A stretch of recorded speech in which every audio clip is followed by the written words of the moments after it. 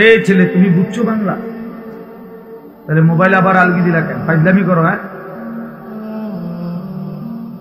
মস্কারি করলে এর থেকে উঠো মিয়া, ফালতু কোথাকার।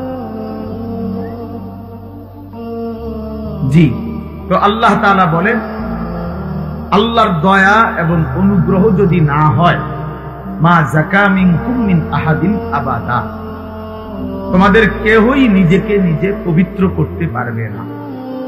তাহলে আপনি যদি, আমরা যদি সিদ্ধান্ত নেই মনে মনে আমি ভালো হয়ে যাব, না হবে না। আল্লাহর তৌফিক লাগবে, আল্লাহ তাআলার দয়া লাগবে, দয়া লাগবে। কতজনই তো কতজনকে বলে যে ভালো হয়ে যাও, বা পরে ব্যাত আলগি দিয়ে ভালো হইবে নি, কও ভালো, আসলে যেই সে, আসলে যেই সে।